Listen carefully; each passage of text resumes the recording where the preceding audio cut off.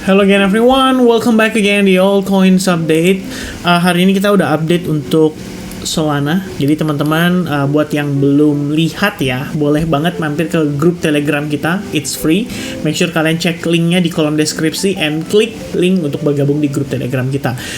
It's free ya. Make sure kalian drag ke atas dikit. Tadi siang sekitar jam ya pokoknya sore ya teman-teman, kita udah update untuk Solana. Dan the next vote coin yang dipilih sama teman-teman itu adalah BNB.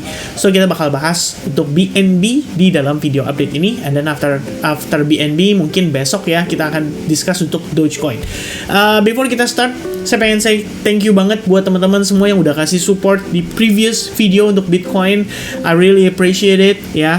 Buat teman-teman yang udah kasih feedback positif, tentu saja hal tersebut membuat saya menjadi lebih semangat lagi untuk selalu memberikan update dan konsisten, juga mendedikasikan lah ya setidaknya sebagian dari waktu saya untuk setiap hari bisa memberikan update video-video ke teman-teman sekalian. Oke?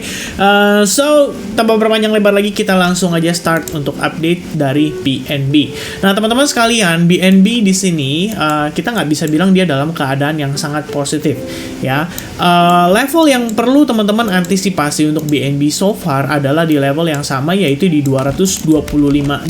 Ini adalah previous update saya di BNB, dan ini merupakan area psychology ya. Somehow every time harga mencoba untuk testing ke level tersebut, itu kita langsung dapetin reaction buyers yang lumayan signifikan.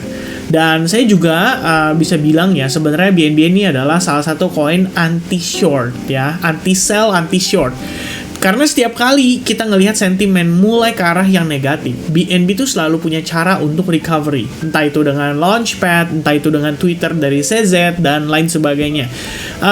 Walaupun sebenarnya, kalau berdasarkan only on price action ya, kita bisa lihat teman-teman. Ini tuh sebelumnya ada trend line. Trend line itu sudah di breakdown.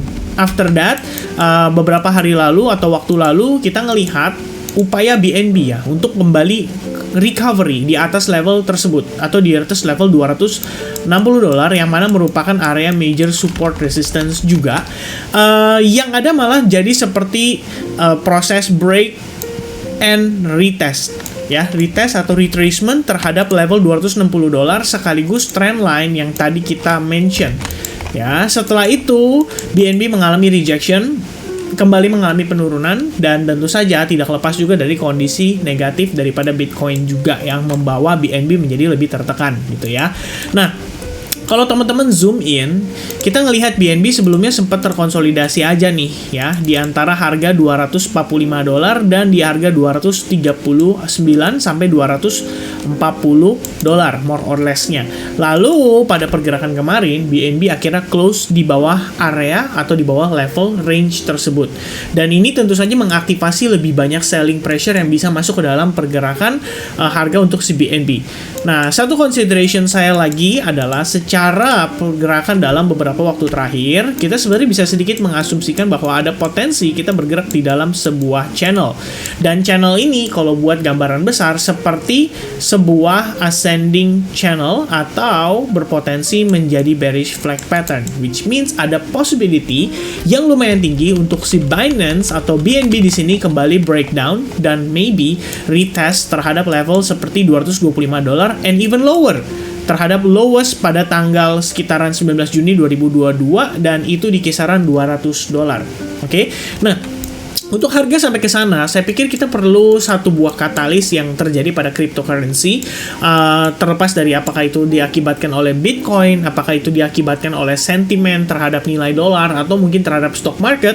Tetap kita butuh situasi tersebut. Kalau misalkan hal tersebut tidak terjadi, saya pikir mentok-mentok di level-level ini aja mungkin kita udah bisa dapetin reaction dari buyers. Atau worst case ya, kita turun tetap dan retest ke 225, karena memang sebenarnya kalau teman-teman nggak gambarin garis diagonal ini, ya Anda bisa aja melakukan zoning terhadap area ini, karena ini memang merupakan lowest price so far yang membuat BNB bertahan dari tekanan jual. Ya, begitupun di level tersebut ya, di atasnya sedikit ini merupakan area demand pada previous pergerakan di BNB sebelum dia berhasil create yang namanya higher high pada pergerakan ini. Oke. Jadi untuk saya saat ini sebenarnya melihat BNB itu secara sederhana aja, antara dia bisa rebound karena channel ini ya, jadi kebantu karena channel, atau worst case scenario dia balik ke bawah dan retest lagi terhadap level support major yang terbentuk di sini.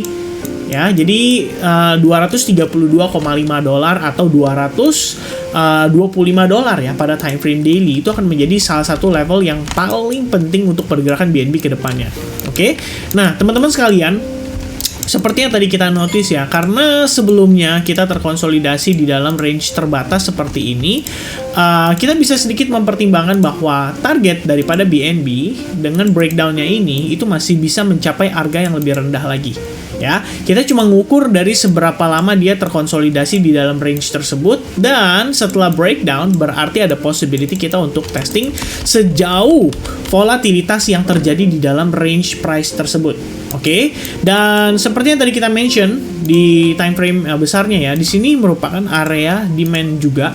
Kalau teman-teman ingat apa sih yang menjadi trigger si BNB bisa rebound begitu impulsifnya ini, yaitu launchpad. Ya, this time mungkin nggak akan sama dengan kejadian sebelumnya, tapi karena di sini kita pernah punya momentum yang amat sangat impulsif, hal tersebut saya rasa sangat mungkin untuk mengundang reaksi pada buyers untuk kembali masuk, minimal mencoba untuk mempertahankan harga $232,5 dari tekanan jual di market untuk BNB. Oke, nah kalau saya ngelihatnya secara higher time frame maupun secara lower time frame overall still bearish. Kita belum ngelihat ada sign atau indikasi BNB itu bisa rebound, apalagi sampai bullish banget gitu ya. Itu pun kita butuh bantuan dari CZ ya untuk menjadi trigger utamanya. Atau mungkin kalau teman-teman melihat lagi dari perspektif yang berbeda, mungkin Anda bisa lihat dan mempertimbangkan bahwa ada kemungkinan lah progres kita saat ini itu cenderung membentuk sebuah falling wedge atau semacam channel ya, yang artinya penurunannya bisa cenderung terbatas, tapi it all depends on how BNB bisa reacting ya, once again di level demand zone yang tadi kita sudah marking. Kalau misalnya dia turun balik sampai sana terus tidak ada reaksi dan malah dia drop down, berarti ya seperti yang tadi kita bahas di time frame daily, maka next stopnya adalah antara 225 sampai $200. Itu akan menjadi satu area yang menjadi tujuan daripada tekanan jual si BNB, dan mungkin di level-level tersebut nanti teman-teman baru bisa reconsider untuk melakukan akumulasi lagi. Kalau spot sih sebenarnya nggak ada masalah teman-teman. Menurut saya di level-level saat ini pun udah cukup murah lah ya untuk kita consider melakukan akumulasi kembali pada spot account kita. Tapi kalau misalnya teman-teman kurang begitu yakin, ya Anda bisa breakdown menjadi parsial ya, beberapa kali transaksi. Let's say beli di sini, kemudian kalau dapat 225 kalian cicil beli lagi, dan terakhir kalau dapat $200 baru kalian tambah muatan lagi. Nah, hal tersebut bisa dilakukan teman-teman sekalian. Oke? Intinya we have channel. Also di dalam lower time frame-nya kita juga punya channel dan kita punya area demand ya. Hopefully bisa dipertahankan oleh BNB dan ya BNB bisa kembali bullish atau rebound. Alright, so that's for BNB update. Hopefully it clears teman-teman. Nanti malam kita akan update lagi untuk Bitcoin-nya, and God bless buat teman-teman semuanya. See you guys again soon. Cheers guys, bye bye.